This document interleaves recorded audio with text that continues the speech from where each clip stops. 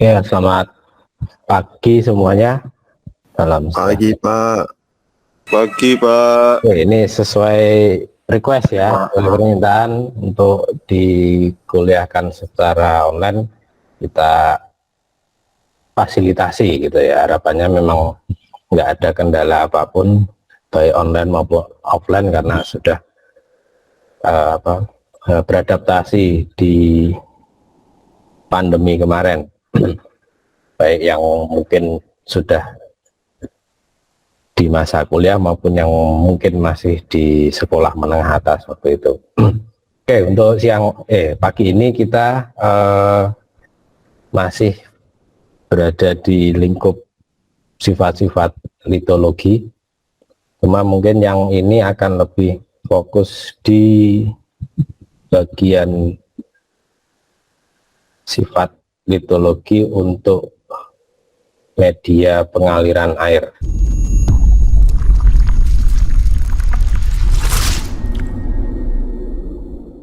Ya, kita mulai di pertemuan kelima kali ini.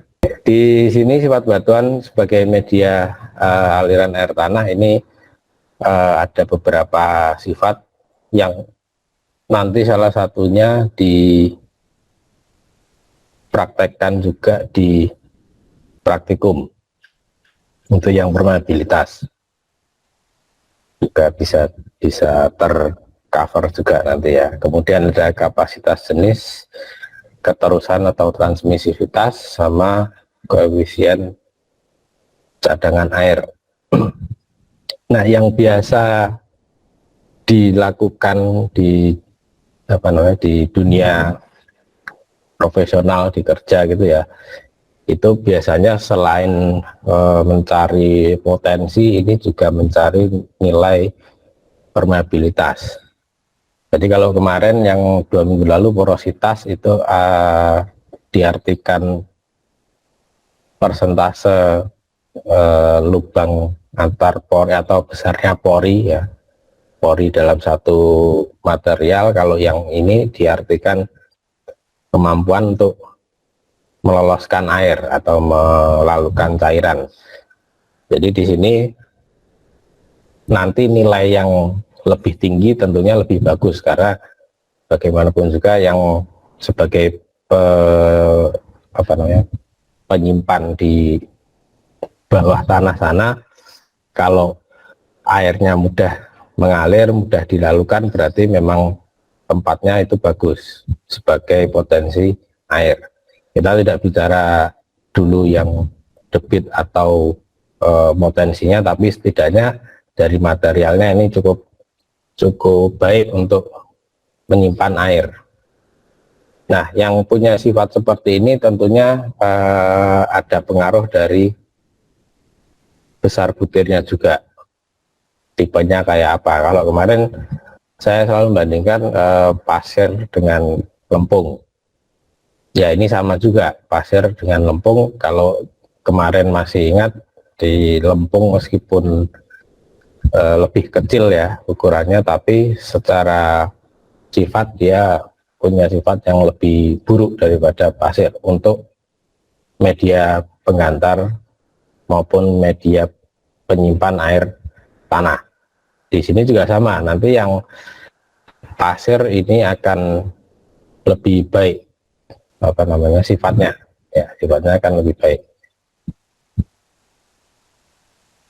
Nah, ini ada rumus awalnya ya. Rumus awalnya ini ada istilahnya hydraulic conductivity. Kalian gak usah bingung nanti kok ada K besar dan K kecil, itu sebenarnya sama ya, sama. Jadi yang membedakan nanti cuma dia independen dengan dengan jenis cairannya atau tidak gitu. Jadi yang penting zatnya berupa zat cair ya. Kalau probabilitas itu bisa nanti dipakai di segala cairan, jenis cairan. Di sini ada intrinsic permeability, ada hydraulic conductivity. Ya, ini ada rumusnya juga, itu K kali mikro per kerapatan dan kali gravitasi. Nah, di sini nanti ada satuan juga, jadi satuannya ini nanti muncul seperti satuan kecepatan, dimensi panjang per waktu. Secara umum biasanya ditulis dengan meter per hari, ya, meter per hari. Itu kalau diturunkan rumusnya dari kecepatan dan dibagi dengan dua satuan atau dimensi panjang juga. Nah, makanya meternya yang 2 hilang, tinggal meter per harinya. Nah, yang 1 meternya naik itu, pernya di bawah lagi. Kemudian, sorry, ini saya. Kemudian di sini ada tanda minus. Tanda minus di sini bukan artinya nanti si nilai K ini akan minus hasilnya, karena ini adalah besaran besaran untuk menghitung seperti kecepatan. Itu dilambangkan minus bukan berarti nilainya yang minus, tapi ini menunjukkan arah. Jadi kalau di fisika dulu, kalau kalian ingat ya, ada besaran yang punya arah dan kecepatan. Ini arahnya karena kita ngukur secara berlawanan, artinya yang kita lihat itu dari hulu ke hilir, sementara posisi kita biasanya akan berada di hilir. Jadi makanya ketika nanti kalian mungkin menghitung nilai K itu, yang dianggap sebagai luas penampang akuifer akan bertolak belakang dengan kalian atau berhadapan dengan kalian, makanya arahnya berlawanan. Nah, karena berlawanan ditulis minus, tapi nilainya nanti tetap positif. Ya, ini hanya menunjukkan arah saja, bukan menunjukkan bahwa nilainya di bawah 0, tapi hanya menunjukkan sebagai arah. Ya. Nah, di sini ada tata contohnya ya, ada sama kayak 2 minggu lalu, ada beberapa jenis dan besaran stabilitasnya. Ada pasir kasar, ada debu, ada mungkin endapan dari merin, ada mungkin batu pasir, ada batu gamping, dan seterusnya. Kalau kita lihat di sini memang ada range-nya juga ya, ada nilai yang tidak baku, artinya tidak satu nilai saja, tapi ada range dari sekian sampai sekian. Ya, ini karena memang karakteristiknya di bawah sana juga banyak faktor. Sama kayak nanti untuk nilai-nilai mungkin nilai kayak geolistrik itu juga sama, nanti ada rentangnya. Jadi tidak satu nilai, oh kalau nilainya 100 itu materialnya apa, itu enggak. Ya, ini akan banyak variasinya, misalnya kayak ini dari 1/1000 sampai 1, ini berarti 1/100.000 sampai 1/100 dalam meter per detik, dan seterusnya sampai ke bawah sini. Mungkin ada yang belum tertulis di sini ya, tapi prinsipnya dia makin kasar nilainya makin besar secara umum ya, secara umum. Karena nanti ini ada andil juga di pembentukan struktur primer sekundernya ya, kayak misalnya di batu gamping sama yang sudah karst limestone tentunya nanti lain, meskipun sama-sama dari batu gamping. Oke, ada yang mau ditanyakan dulu di permeabilitas? Belum, Pak. Belum. Oke, saya lanjut ke kapasitas jenis ya, atau specific capacity.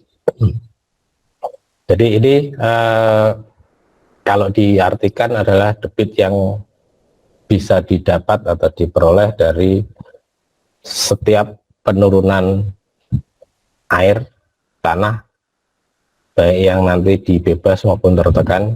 Ini kalian belum dapat kalau dari saya ya, bebas maupun tertekan, tapi sudah kisi-kisinya kemarin sudah keluar dalam satu satuan panjang pada satu sumur pompa di akhir pemompaan. Jadi yang terhitung ketika pompanya sudah berakhir.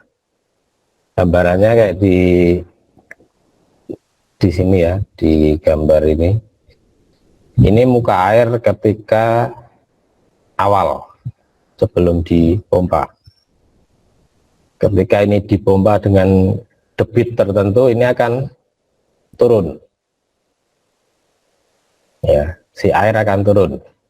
Turunnya kok tidak tidak lurus gini, enggak, karena ini kan sifat air ketika ini diambil, di sini ada medianya dulu, dia akan masuknya, makanya akan bentuknya kayak kerucut gini atau kayak kon gitu.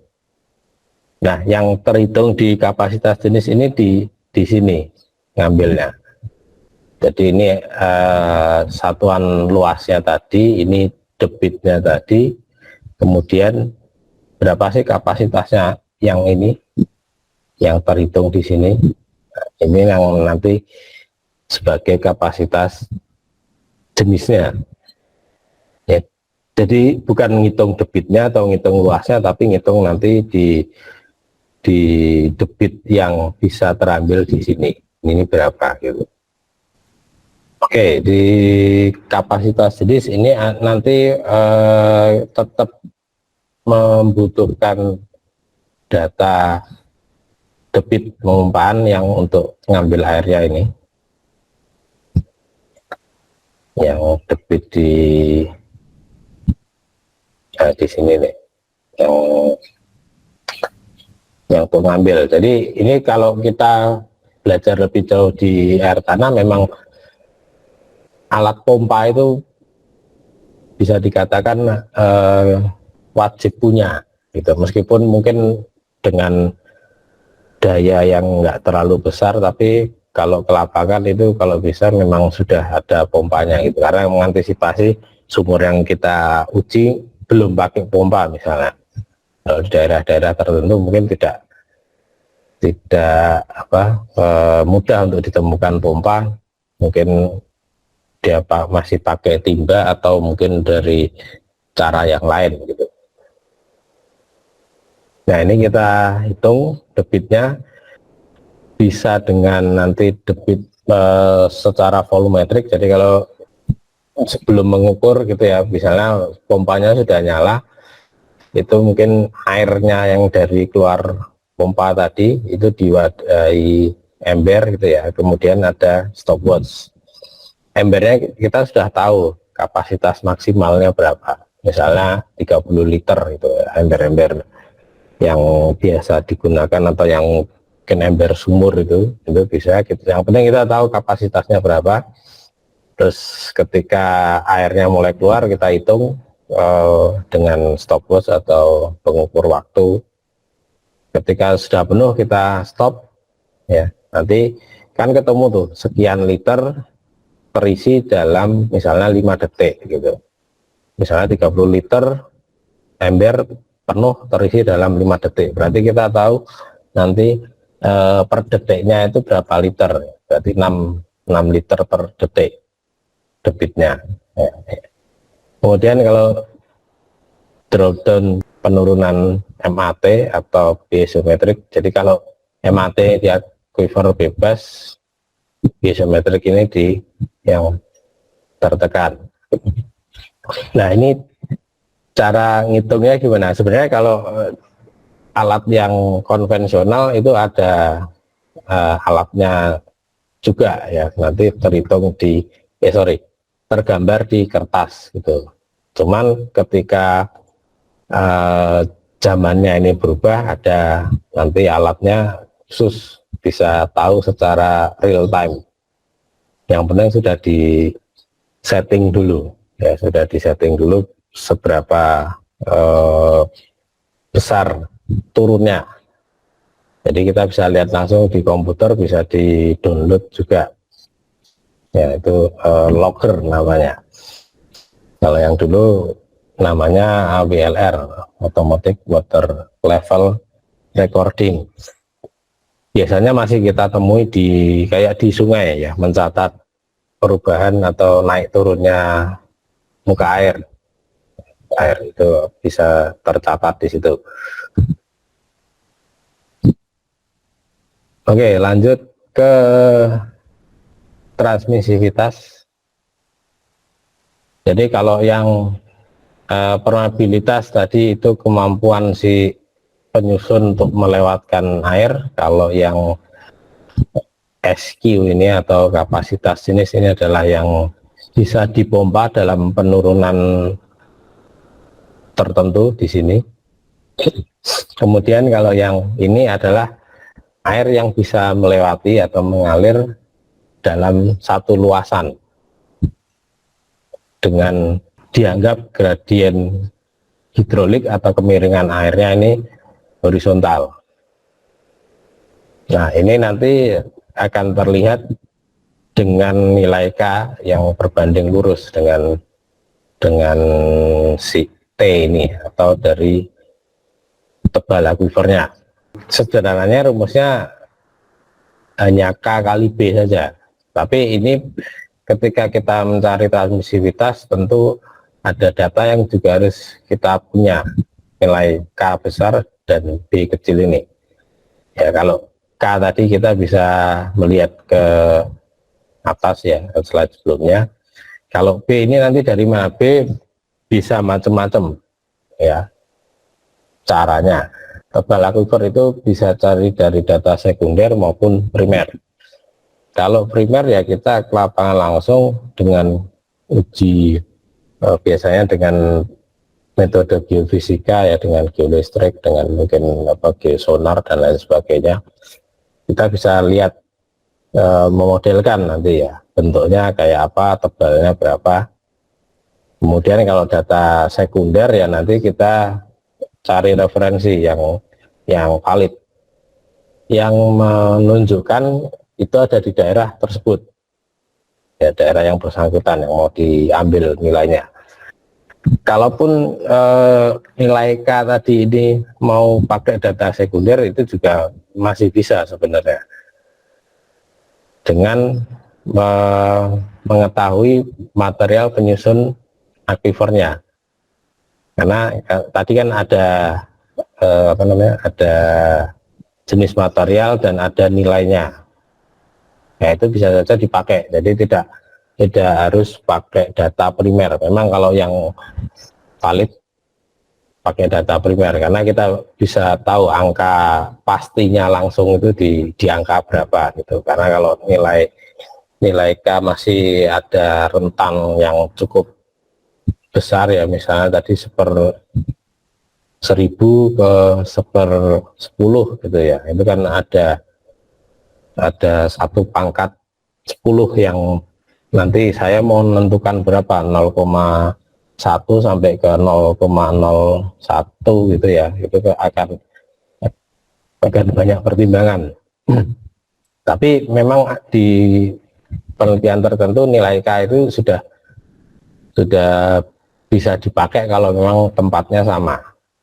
Jadi nggak perlu ngitung, sebenarnya itu bisa pakai nilai K yang sudah pernah terhitung di daerah tersebut, itu boleh. Yang penting kita juga tahu nilai K-nya ini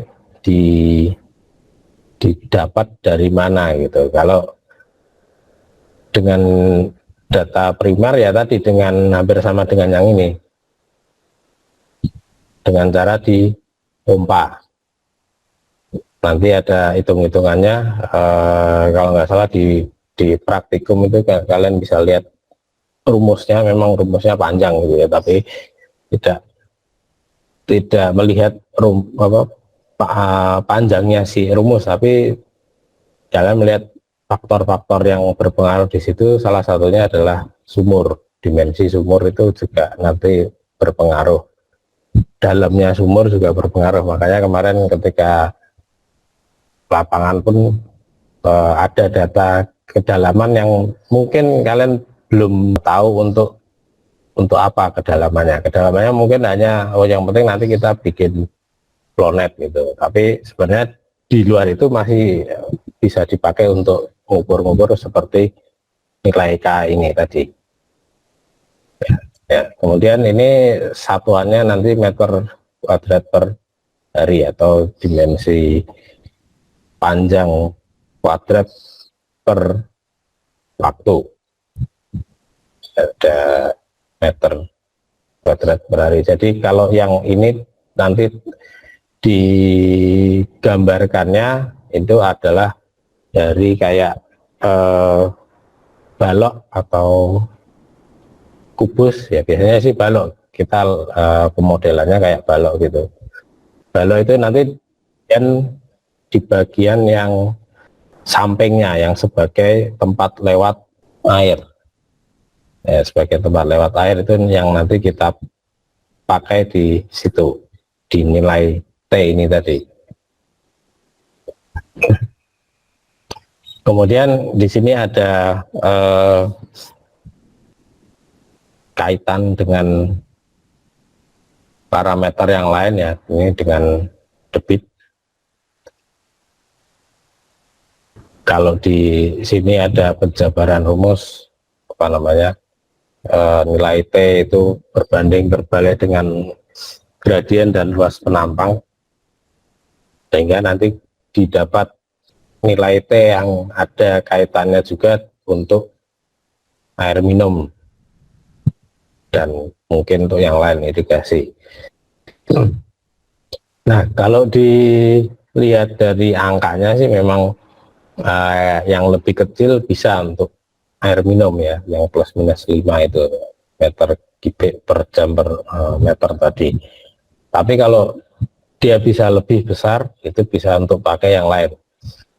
Karena kalau kita minum dianggapnya kan paling 2 liter, 3 liter itu pun kalau apa butuh air yang cukup banyak ya. Tapi kalau normalnya kan kita hanya 2 liter. Sementara kalau untuk irigasi maupun di industri yang cukup besar ini tidak cukup dengan angka segitu.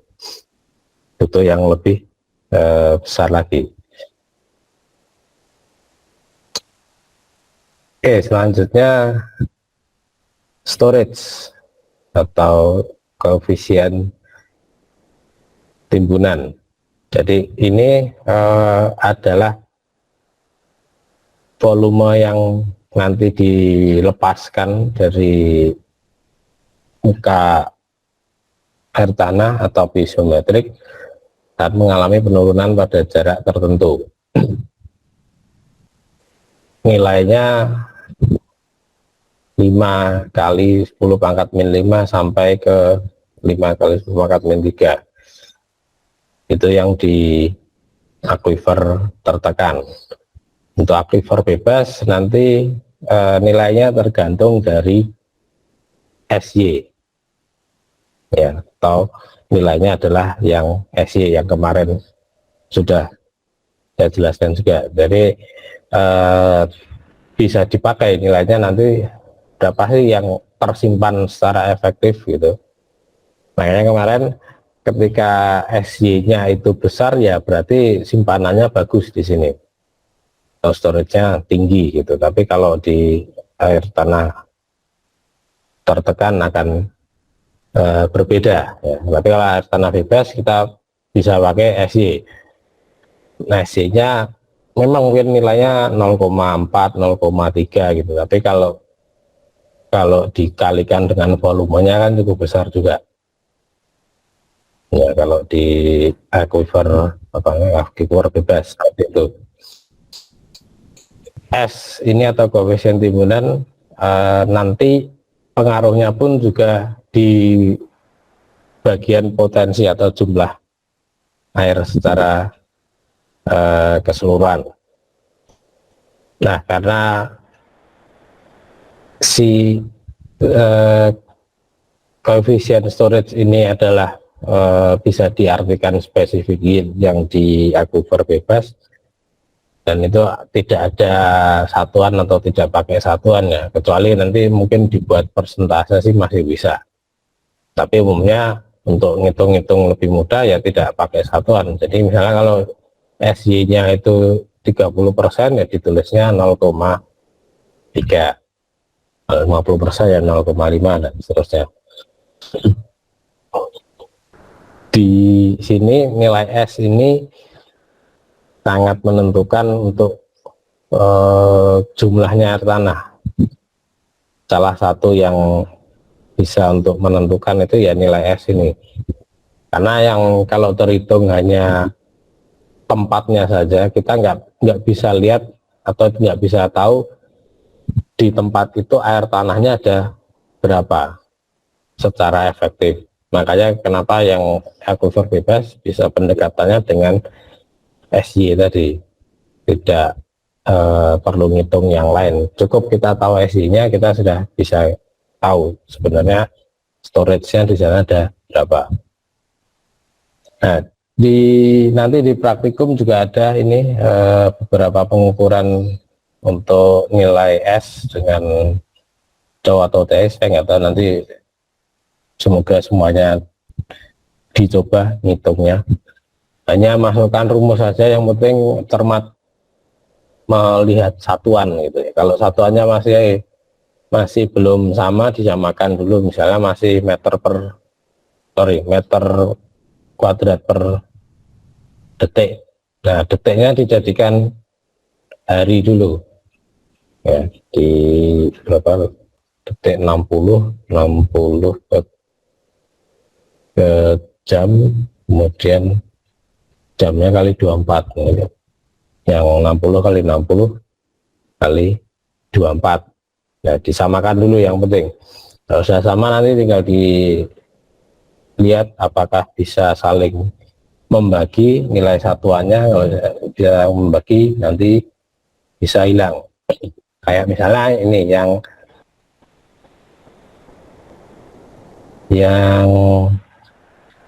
atas ini ya, yang atas ini ada apa namanya, ada meter kuadrat per hari, ini hari, jadi ini nilai harinya hilang ya. Kemudian ini sebenarnya meter, tapi karena ini dikuadratkan jadi meter kuadrat juga. Nah, meter kuadrat dengan meter kuadrat habis.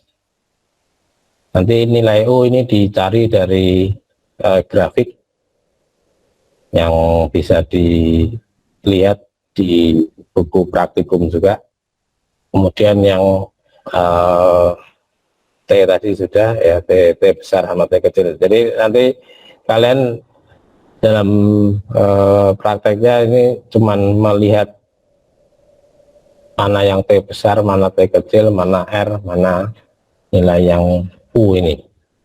Cuma mungkin nanti akan ada penjelasan kompleksnya, terus kemudian kenapa sih kok dihitung di situ, kenapa nilai U-nya segitu misalnya, akan kelihatan bahwa oh sebenarnya yang terhitung itu ada di sumur A, sumur B, jaraknya sekian, dan nanti pengaruhnya sekian, dan nanti ada di praktikum.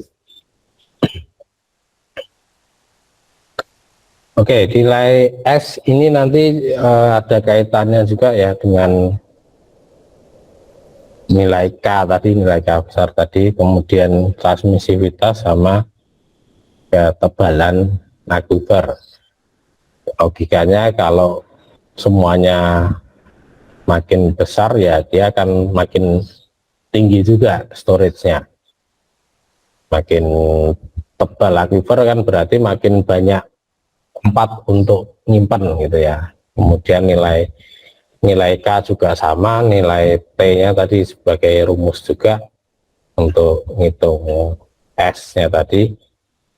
T-nya kan ada di atas yang sebagai apa perhitungan nilai S ya. Kemudian Kalau ketebalan akuifer berarti logikanya dia akan punya tempat yang lebih luas untuk tersimpan air tanahnya. Asalkan memang yang dihitung adalah akuifernya, karena bawah permukaan itu kan belum tentu langsung akuifer. Ada sekian meter yang nanti kemarin kalau di pembagian zona vertikal itu masih belum jenuh. Ketika yang sudah jenuh itulah nanti yang terhitung sebagai ketebalan akuifer. Ya, jadi kira-kira gambarannya kayak gini, ya gambarannya kayak gini untuk yang di akuifer tertekan maupun yang bebas. Jadi yang tercover itu cukup yang di atas saja, karena ini tadi hampir sama dengan yang koefisien jenis tadi. Cuman di sini adalah storage-nya yang tidak ada satuannya. Jadi yang terhitung yang segini ini berapa. Dari titik awal ke titik penurunan setelah dipompa tadi. Ini juga sama. Ya, di akuifer yang bebas kalau ini yang tertekan.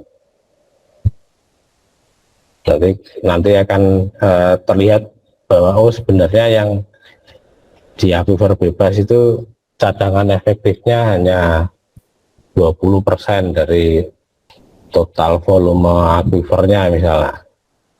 Kan pasti volume akuifer lebih besar dari air tanahnya. Paling tidak sama, tapi itu kayaknya nggak mungkin sih. Nanti air tanahnya terlalu banyak dan justru membahayakan kondisi di atasnya gitu ya.